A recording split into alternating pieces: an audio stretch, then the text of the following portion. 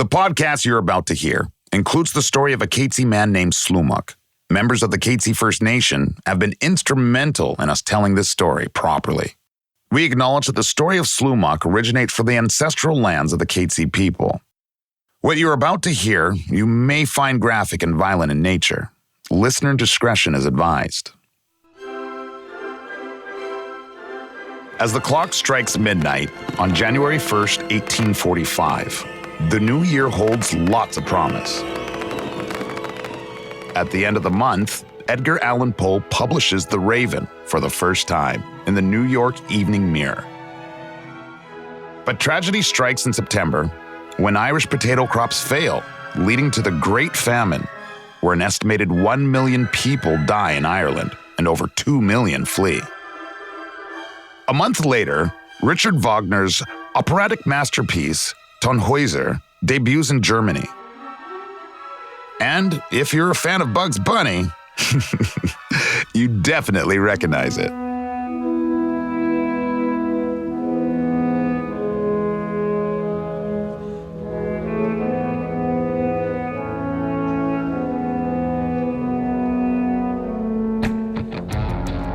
Meanwhile, back across the pond in New Brunswick, Canada, Robert Allen Brown, ultimately known as Volcanic Brown, is born. I'm Kru Williams, and this is Dead Man's Curse, Volcanic Gold. Episode 3, Volcanic Brown Goes West. By now you know that we're on a mission to sort fact from fiction as we try to uncover the truth behind Slumach's gold mine. We believe that a major piece to this puzzle is Volcanic Brown, because although some things have been lost to history, one thing we know for sure is that when Volcanic Brown disappeared in 1931, he was on the hunt for Slumach's gold and had been for over a decade. Did Slumach's curse catch up to him? What was so special about Volcanic Brown?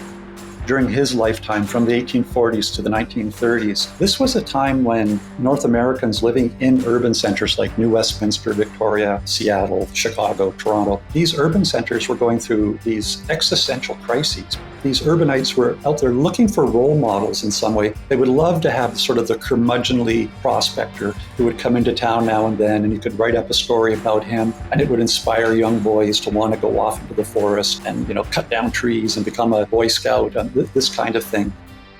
That's Dr. Keith Carlson, Tier 1 Canada Research Chair at BC's University of the Fraser Valley. He says Volcanic Brown's disappearance made headlines because of what he represented. Having someone like him around was reassuring. For urbanites, it was a thing that would give them a sense that they could see their past in someone like him, and it explained who they were. But what it didn't do was tell them where they were going. And they felt that this was a world that was rapidly urbanizing. That was a good thing, probably, but that it was creating men who were no longer the hardy, rough, rugged men that had built the West. After his disappearance, newspapers reported that Volcanic Brown had been a trapper, sailor, railway contractor, lumberjack, millwright, inventor, doctor, labor leader, political, economist, boat builder, as well as a prospector and mining capitalist. He was definitely a rare breed and had the ambition, drive, and maybe even a touch of craziness to risk it all, time and time again, for the things he valued most in life. And among those things, gold. But if we want to know what drove him, we need to start at the beginning. And unlike Slumach, there was a lot written about Volcanic Brown in the years leading up to his disappearance. Robert Allen Brown was born in New Brunswick in 1845. We think. He wouldn't be known as Volcanic Brown until much later, so you'll hear me reference him as Robert Brown from here on. He also might have been born in 1849 because different sources report different dates. Births weren't always registered with the government back then, and in our research, we haven't come across any official birth certificate. The Vancouver Sun, one of the more reputable news sources of the day, reported Brown was born in 1845, so we'll stick to that for now. Stories of his childhood and upbringing have been lost to history. But from our research, we know that adventure called to him as a young boy, and he left home in New Brunswick at an early age to start prospecting for gold in Nova Scotia. Not many people know that gold is sprinkled among the 13,000 kilometers of coastline that make up Canada's ocean playground. Millions of years of crashing waves have carved out the picturesque coastlines that are home to lighthouses and lobster fishing. But the best-kept secret is that over 1 million ounces of gold have been produced in the province since mining began back in 1861. And it certainly stoked a bit of gold fever in the impressionable teenager from New Brunswick. Evidence of gold in Nova Scotia before the mid-19th century is scant. But place names like Bras-d'Or and Cape d'Or point to the possibility that early French settlers in the 16th century may have stumbled upon pay dirt. Despite several unproven claims of gold over the next 3 centuries, it wasn't until 1858 when the first authenticated discovery was made in Nova Scotia.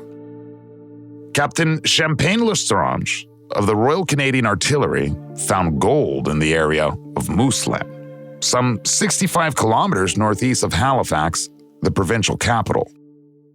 You might remember, that's the same year gold was discovered in the Fraser Valley of what would become British Columbia, clear across the other side of the continent. We believe Slumach would have been in his 30s in 1858. He was possibly the brash young man from Pitt Lake, like the legend mentions. In Nova Scotia, Robert Brown may have only been 13 or even younger at this time. And unfortunately, we don't have the birth record for either man. 2 years later, in 1860, a local farmer named John Pulsifer went poking around the same area where Captain Lestrange found his treasure and made a discovery at Mooseland that set off the first Nova Scotia gold rush, lasting until 1874. A young Robert Brown would have been between 15 to 29 years old, and if he had gold fever, he would have had plenty of time to stake his claim as thousands of prospectors, mostly inexperienced, flocked to the gold fields of Nova Scotia. At the start of the gold rush, miners either panned for gold or smashed quartz rocks with hand tools at their small individual claims. But within a year, mining companies arrived in the area with heavy machinery to construct shafts, dig ore, crush rock, and process the gold. These companies had the financial backing to dig underground mines and bought many smaller claims, consolidating them into larger holdings. This would have pushed individual prospectors like Robert Brown out of the game altogether. If he was going to seek his fortune, he would have to go west. Robert Brown followed in the footsteps of thousands upon thousands of driven, ambitious young men and women who crossed North America seeking a better life. According to the press, after his first foray into prospecting, Brown journeyed west from the Maritimes and, quote, led 15,000 lumberjacks in a strike in the woods of Ontario, and in 2 weeks obtained from their employer satisfaction of their demands, end quote. In our research, we found no further records of a Robert Brown leading a labor strike of lumberjacks in Ontario in the late 1800s. Dr. Keith Carlson says he wouldn't be surprised, given labor relations at the time. 1870s, 1880s, I mean, this is the period of the rise of the super corporations, right? The Rockefellers and others, even in Canada with government corporate industries like the Canadian Pacific Railroad, right? And these were just really raw capitalist organizations that were out to get us labor at the lowest price it possibly could to exploit these people and then to generate revenues and profits. And young men were looking around. They were hearing radical ideas that were coming from people who had read Marx and socialists, and were saying, my labor's worth more than this. That, why does that guy live in that live in that beautiful mansion, and I'm here in one of these shacks that the company has put up, and I'm working 6 days a week, 12, 14 hours a day. My home is dirty. I'm sick. I don't have good health care. And yet I'm the one generating all this wealth. And so for a lot of young men, they found unions in particular, but socialism and even communism to be really appealing, because the alternative was that you leave the capitalists to their own devices, and they're not going to give you anything out of the goodness of your heart. You need to collectively come together and then fight for it. This was the Gilded Age, and Brown would have been in his 20s as the labor movement was taking shape in Canada and around the world. These are strong unions that are fighting for what we consider now basic workers' rights, like a 40-hour work week, a Saturday and Sunday off, some kind of basic health care coverage, those kind of things, right? Insurance for a spouse or a widow if you're killed at work. Things that we would now just take for granted are there because people, back in that day, these young men got together and were willing to potentially lose their lives because these were violent, bloody strikes with strike breakers coming in and hired private police forces that would be beating people up. And it was a stressful time in Canadian history.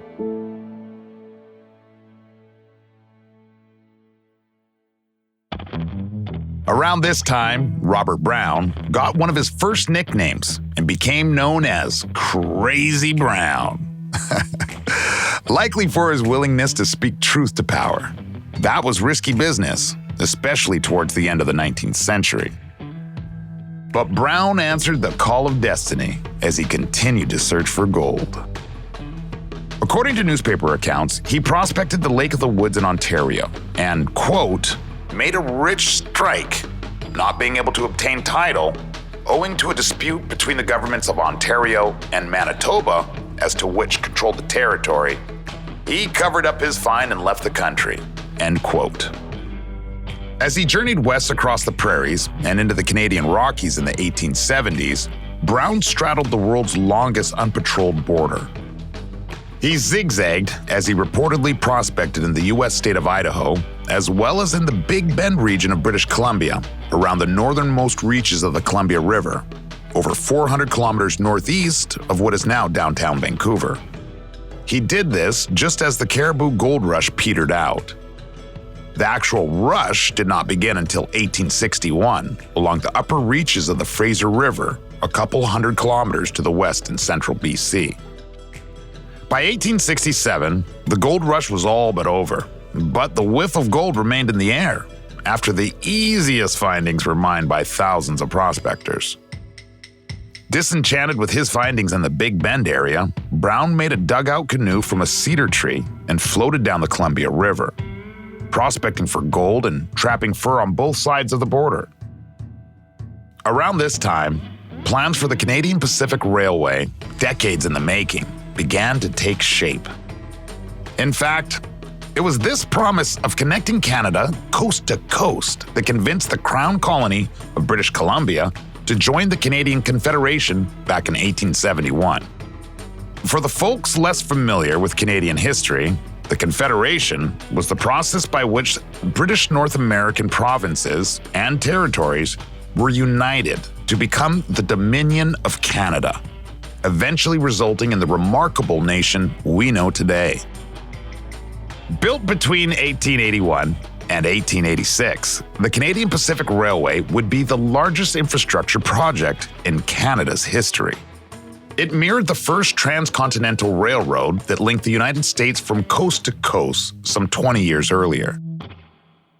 Now, until that railway was built, the best way to get to British Columbia from eastern Canada was to take a long and dangerous sea voyage all the way around Cape Horn at the southern tip of South America. These ships with huge sails, called clippers or steamers, made trips of almost 3,000 kilometers, with stops in Boston or New York on the Atlantic side of North America and San Francisco on the Pacific. At this point in history, there was no Northwest Passage, so the trip would take 5 or 6 months from Nova Scotia and 9 or 10 coming all the way from Great Britain. Cape Horn was known and feared for its fierce 25-meter swells, freezing temperatures, large chunks of floating debris, and sails and riggings ripped to shreds by gale-force winds. Some ships could be stalled for up to a month while awaiting favorable conditions. The alternative? The horribly narrow Strait of Magellan, which separates Tierra del Fuego from South American mainland. passage there was even worse because of the dense fog and catastrophic wind gusts that sometimes snap ships into pieces. You could sail to Panama and cross the isthmus to catch another ship on the Pacific side. That journey was only 65 kilometers and featured mosquito-infested jungles, mountains and swamps, which you could cross by mule and canoe and only later by train. But you could also catch cholera and malaria along the way. You had to be determined, delusional, or both. In the spring of 1882, the first spike of the Canadian Pacific was driven into a sunken railway tie at Colander Station, Ontario. Now the town of Bonfield, near Lake Nipissing, some 290 kilometers due north of downtown Toronto. Bonfield would be the eastern terminus for the Canada Central Railway, and where various train routes would transport freight and passengers west. Various routes across the prairies were proposed and discarded, but they never strayed more than a few hundred kilometers from the US-Canada border across western Ontario and southern Manitoba, Saskatchewan, and Alberta. Well, it was strategically planned. That's Don Froese, the resident wayshore from Dead Man's Curse. He says that as the railroad advanced, the government expropriated First Nations land across the country in ways that were often detrimental and one-sided in order to build the railway. So that involved treaties, and the treaties were designed to show that work was being done with reconciliation, with taking care of Indigenous people. But in fact, the treaty's main purpose was to move people out of the way to make way for the railway. So, the railway in itself is not a negative. Dr. Keith Carlson notes that not only was the railway an essential part of consolidating land to create a modern Canada, it also drove population growth as much as the previous gold rushes did. This was a dangerous place to work. It was remote. You couldn't have family with you, so they're looking for single men, right? And so they're finding some, white settler single men who are willing to come and work, young guys who are, I'll go do that for a few months, but they couldn't keep them. These guys would say, to hell with this. It's just not worth it. It's too hard to work. They did have Indigenous labor. One of the things that has really been overlooked is the number of Indigenous laborers that helped build were fundamental. They're fundamental to the labor that created the Canadian Pacific Railroad. And then, of course, they brought over Chinese laborers who were, again, single men, came from abject poverty in the southern China, Guangdong province, were not allowed to bring their wives with them, were not paid well, were not compensated well, lived in poor conditions because they could be exploited. He says this is a world where someone like Robert Brown would have felt right at home. So this male, very masculine male workplace, creating a railroad. And then, of course, what you create is this puffing, steaming, powerful locomotive, which is sort of a metaphor for the very men who create that. The men who created it then had this iron horse, right, that's now pulling goods from one side of the country to another, uniting Canada. Again, a male-dominated workforce, the engineers, the conductors, the fellows who load and unload the boxcars. Robert Brown would likely be in his 30s at this time. He prospected for gold and other precious metals along the train route as it was being built. We haven't found records of him working on the railroad itself, but he would have been a part of the Great Western Migration of North American settlers. And it's a world where men are not anchored in any one place. You can just follow your nose. You go where you hear the rumor, where there's something that's going to happen. And if it's too crowded, you move over to the next watershed and off you go.